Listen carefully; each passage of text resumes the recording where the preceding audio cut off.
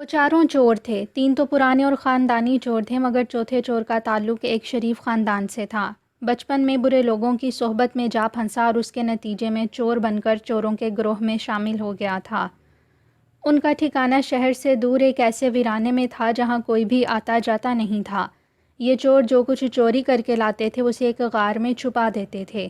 اچھے سے اچھا کھاتے تھے اور اچھے سے اچھا پہنتے تھے۔ جب کبھی اچھے لباس میں ملبوس ہو کر شہر میں جاتے تھے تو کوئی شخص بھی انہیں دیکھ کر یہ نہیں کہہ سکتا تھا کہ یہ چور ہیں۔ ان میں سے ایک چور ان کا سردار تھا جو چوری کے معاملے میں بڑا تجربے کار تھا۔ وہ انہیں چوری کے نئے نئے طریقے سکھاتا۔ تینوں چور اپنے سردار کی دل و جان سے عزت کرتے تھے اور اس کی ہر ہدایت پر پورا عمل کرتے تھے۔ ایک رات سردار نے کہا، دیکھو آج ہم چاروں بڑی ہنرمندی سے چوری کریں گے اور ہم میں سے ہر ایک چوری کر کے جو کچھ لائے گا وہ اسی کو دے دیا جائے گا۔ وہ اس کا تنہا مالک ہوگا، جس طرح چاہے گا اسے خرچ کرے گا۔ اپنے سردار کے منہ سے یہ بات سن کر سب بہت خوش ہوئے اور انہوں نے طے کر لیا کہ وہ زیادہ سے زیادہ مال چوری کر کے لائیں گے، کیونکہ اس مال کے وہ خود مالک ہوں گے۔ سردار ان سے ہرگز نہیں لے گا۔ چنانچہ وہ چاروں روانہ ہو گئے۔ صبح ہونے میں ابھی کچھ دیر باقی تھی کہ چاروں کے چاروں اپنے ٹھکانے پر جمع ہو گئے۔ سردار نے کہا، لاؤ بھائی دکھاؤ کہ کیا لائے ہو، تم جو کچھ لائے ہو وہ تمہارا مال ہے۔ پہلے چور نے سونے کے زیورات دکھائے، سردار خوش ہو گیا۔ دوسرے نے بڑی قیمتی چیزیں دکھائیں، سردار نے اس پر بھی خوشی کا اظہار کیا اور پیار سے اس کے سر پر ہاتھ پھیرا اور اسے شاباش دی۔ اب باری تھی تیسرے چور کی۔ وہ اب تک بالکل خاموش بیٹھا تھا۔ سردار اس کی طرف بار بار کنکھیوں سے دیکھتا جاتا تھا اور باتیں دوسروں سے کرتا جاتا تھا۔ ساکی اب تمہاری باری ہے۔ اس چوتھے چور کا نام ساکی تھا اور اس کے ساتھی اور سردار اسے اسی نام سے پکارتے تھے۔ ساکی 2-3 لمحے خاموش رہا، پھر بولا، سردار اس سے پہلے کہ میں ہاں یا نہ میں جواب دوں میں وہ واقعہ سنانا چاہتا ہوں جو میرے ساتھ پیش آیا۔ ضرور سناؤ، سردار نے کہا۔ سردار میں نے ارادہ کر لیا تھا کہ صرف ایک گھر میں نہیں جاؤں گا، 2-3 گھروں میں جاؤں گا اور زیادہ سے زیادہ مال اٹھاؤں گا، مگر پہلے ہی گھر میں یہ واقعہ پیش آ گیا۔ کون سا واقعہ؟ میں نے دیکھا کہ ایک بوڑھی اور کمزور عورت چارپائی پر پڑی ہے اور درد سے کراہ رہی ہے۔ اس کے پاس زمین پر اس کی بیٹی سو رہی ہے۔ گھر کے سامان سے معلوم ہوتا تھا کہ یہ بڑا غریب خاندان ہے۔ بیمار عورت کا ٹھیک سے علاج بھی نہیں ہو رہا۔ یہاں کچھ نہ کچھ تو ضرور ہی مل سکتا تھا اور بڑی آسانی سے، مگر میرا دل بے قرار ہو گیا۔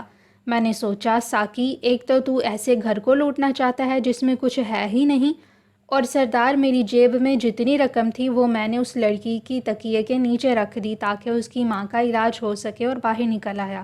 پھر اس کے بعد میرے اندر کسی اور گھر جانے کی ہمت ہی نہ آئی۔ اصل میں اس واقعہ نے مجھ پر بڑا اثر کیا۔ میں ادھر ادھر گھوم کر وقت گزارتا رہا اور صبح کے دھندلکے میں یہاں آ گیا۔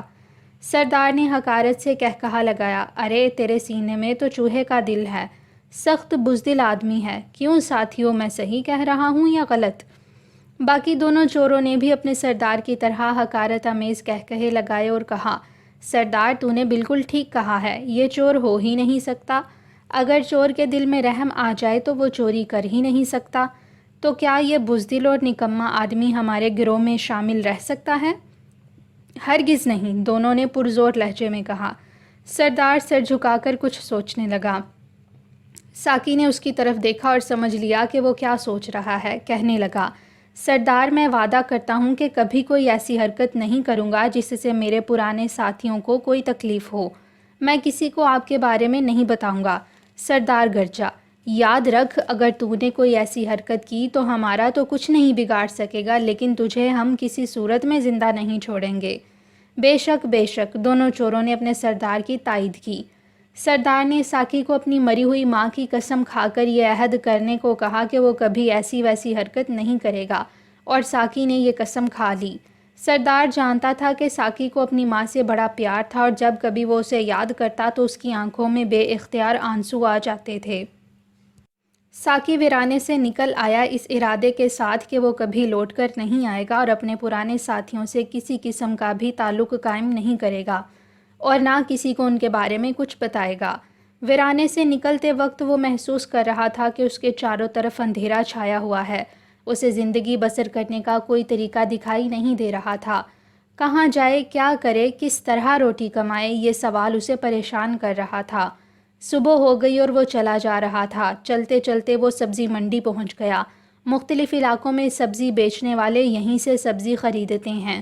ساقی نے دیکھا کہ کافی مزدور سبزیاں اٹھا اٹھا کر دکانداروں کے ساتھ جا رہے ہیں۔ کچھ لوگ یہ سبزیاں ٹانگوں اور ریڑوں میں رکھ رہے ہیں۔ بے آسرا بے سہارا تو وہ تھا ہی۔ اس نے جب ایک دکاندار کو آڑتی کی طرف بڑھتے ہوئے دیکھا تو کہنے لگا، جناب میں مزدوری کر سکتا ہوں؟ دکاندار نے کبھی کسی مزدور کو اس تہذیب سے سوال کرتے ہوئے نہیں دیکھا تھا۔ اس نے ساقی کو سر سے پاؤں تک دیکھا اور پوچھا، پہلی بار منڈی میں کام کرنے آئے ہو؟ جی جناب۔ بہتر، جو سبزیاں میں خریدوں میرے تانگے میں رکھتے جاؤ۔ اچھا جناب۔ ساقی صحت مند تھا، بوجھ اٹھاتے ہوئے اسے کسی قسم کی دقت محسوس نہیں ہوتی تھی۔ اس نے ساری سبزی دیکھتے ہی دیکھتے تانگے میں رکھ دی۔ تمہارا نام کیا ہے؟ ساقی جناب۔ تانگے میں بیٹھ جاؤ۔ ساقی اس کے ساتھ تانگے میں بیٹھ گیا۔ راستے میں اس نے دکاندار کو بتایا کہ وہ بیکار ہے، کچھ پڑھا لکھا بھی ہے، کام کر کے حق حلال کی روزی کمانا چاہتا ہے۔ دکاندار نے اس سے کہا، اگر تم واقعی حق حلال کی کمائی چاہتے ہو تو روز میرا کام کر دیا کرو، میں مزدور کو مزدوری دینے میں کنجوسی نہیں کرتا۔ ساقی نے اسے بتایا کہ وہ اپنے رشتہ داروں کو چھوڑ چکا ہے اور اب رہنے کا کوئی ٹھکانہ بھی نہیں ہے۔ اس شخص نے اسے اپنے ہاں رہنے کی اجازت دے دی۔ ساقی محنت اور دیانتداری سے کام کرنے لگا۔ مالک نے جب دیکھا کہ وہ ہر کام بڑے شوق سے کرتا ہے تو اس نے کہا، سبزیاں تانگے پر لادنے کی بجائے تم میری ایک دکان پر بیٹھ کر سودا بیچا کرو۔ ساقی اب دکان پر بیٹھتا تھا اور ایمانداری سے اپنے فرائض انجام دیتا تھا۔ دکانداری کرتے ہوئے اسے کئی سال بیت گئے۔ اس عرصے میں اس نے خاصی رقم بچا لی تھی۔ اس رقم سے اس نے آڑت کا کام شروع کر دیا۔ یہ کام برابر بڑھتا گیا اور 8 سال کے بعد وہ منڈی کا سب سے بڑا آڑتی بن گیا۔ دولت اس کی طرف کھینچی چلی آ رہی تھی۔ اس نے کرائے کا مکان چھوڑ کر ایک اچھا اور بڑا مکان خرید لیا، شادی کر لی اور عزت و آبرو کے ساتھ زندگی گزارنے لگا۔ اس نے چوروں کے سردار سے جو وعدہ کیا تھا اسے پورا کیا، کبھی کسی سے اس گروہ کے بارے میں کوئی بات نہ کی۔ ایک رات کا ذکر ہے کہ اس کی آنکھ کھل گئی۔ اس نے کسی قدر دور اپنے کمرے میں ایک سائے کو حرکت کرتے ہوئے دیکھا اور اسے پہچان لیا۔ وہ اپنے پلنگ سے اٹھ بیٹھا۔ ٹھہرو، اس نے قریب ایک سائے کو دیکھتے ہوئے کہا۔ سایہ رک گیا۔ ساقی دوسرے کمرے میں گیا اور بیوی کے سارے زیور لا کر ایک جگہ ڈھیر کر دیے۔ یہ لے جاؤ۔ سایہ بے حس و حرکت کھڑا تھا۔ سردار، یہ زیورات لے جاؤ، اسی لیے تو تم یہاں آئے ہو۔ تم؟ میں ساقی ہوں، پہچانا مجھے سردار؟ تم ساقی ہو؟ جی ہاں سردار۔ کیا مجھے اتنا تجربہ نہیں ہے کہ چور کے دبے پاؤں کی آہٹ سن سکوں؟ میرے گھر میں سب سے قیمتی چیز یہی ہے جو میں تمہیں دے رہا ہوں اور خوشی سے دے رہا ہوں۔ صرف ایک سوال پوچھنا چاہتا ہوں۔ پوچھو سردار۔ تم نے مجھے بے عزت کر کے نکال دیا تھا کیونکہ میں آخری دن کچھ بھی چرا کر نہیں لایا تھا، اور تم سب بہت کچھ لائے تھے، مگر آج میں تمہیں ہزاروں روپے کے زیورات دے رہا ہوں اور تم میرے محتاج ہو کر آئے ہو۔ تم آج بھی چوری کر کے زندہ رہنے پر مجبور ہو اور میں خوشحال ہوں۔ یہ کیوں؟ میں اس سوال کا جواب تم سے پوچھ رہا ہوں۔ سردار خاموش کھڑا رہا اور پھر کچھ کہے بغیر چلا گیا۔ اب ساقی کی بیوی بھی جاگ کر وہاں آ گئی تھی۔ اس نے جو اندھیرے میں چمکتی ہوئی چیزیں دیکھیں تو فوراً ادھر لپکی۔ زیورات دیکھ کر حیران رہ گئی۔ میرے زیورات؟ ہاں۔ کیا کوئی چور لے جا رہا تھا؟ لے کر نہیں گیا۔